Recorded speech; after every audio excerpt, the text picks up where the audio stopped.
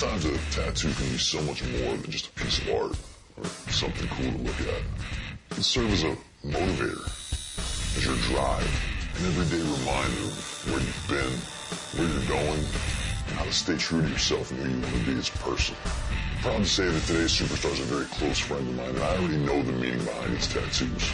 But I'm excited for you to find out. A legend, immortal, the man. These are the stories behind the art. This is WWE Superstar Inc. In today's chapter, Seth Rollins. You know, in this business, it's rare that you find people that you have a lot in common with other than wrestling. Definitely back in the FCW days was, I think, when we really had to become friends. I mean, we'd known each other before that, but that was the first time we spent. But it was all in passing. Yeah, exactly. Here and there. It was like significant. I worked for your dad when I was like 19 years old. Right on, yeah. You know, we'd sit in the car for hours and hours. I don't know if a lot of people know that the filth parade that I used to wear on my jacket, and it was just a bunch of dudes that would have fun, you know, waste time. And I knew you got me into a lot of music. I think A Day to Remember is one of the big ones. They're one of my favorite bands. And for me, that music and that scene was always like a source of positive energy, because generally they're talking about the same things a lot of kids feel when they're growing up, kind of like that angst and like search to kind of find your purpose in life. You mentioned angst, and I know you talked before about how you were into writing a lot. I think one of your tattoos is sort of related to that, right? Yeah, actually the one on my wrist here, remnants of a burning page. Got it when I was 19. I haven't had it touched up in a long time, but like I was straight edge when I was a teenager, an introvert, so I stayed at home, listened to, dude, at that point it was like Korn and like, you know, new metal music and stuff like that, but whatever, they were singing about what I was feeling. Burning Page and Sang Forever, like, it's mostly a reminder just of where I came from and like that period of my life, because that's when I really started to focus on WWE, you know, turning 16 and trying to figure out what you want to do with your life and not really having any answers.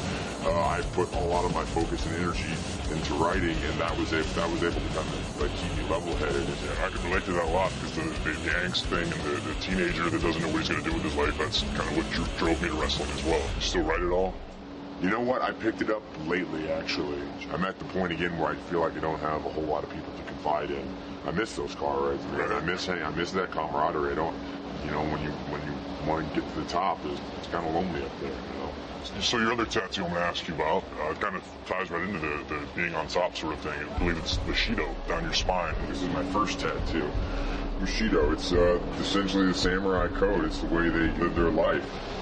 Ironically enough, I found it in a movie, The Last Samurai. Oh, okay. Tom Cruise, actually a phenomenal film. The movie was along those lines too. It was the dude trying to figure himself out and stuff like that, and he found that piece in the samurai, and I thought it was a really cool message, and just kind of a really cool, simple way to live your life. You still use those values every day? I mean, what's changed? Yeah, I mean, God, it's so, I don't know if I've become jaded or, you know, maybe the lifestyle's got to me, or it's not like you're going to do this every day. You're not going to be perfect 24/7. I'm not good at settling. I don't know if that's a good thing or a bad thing, but I always want to be better, and that's in every aspect of my life, whether it's finding better music, being in better shape, performing better in the ring. That's the motivation, or a piece of that motivation, to be a better person all the time in every aspect of my life. Awesome. Long live the filth parade. Long live the filth parade. Hashtag LLFP. If you see that, that's what that means. All right, man, I appreciate the time. Of course. Good hanging out. Yeah, man. I'm Corey Graves. This is Seth Rollins. This has been Superstar Inc. We'll see you next time. Next week on Superstar Inc., I am joined by royalty, as King Barrett reveals how a legendary UK rock band inspired his ink.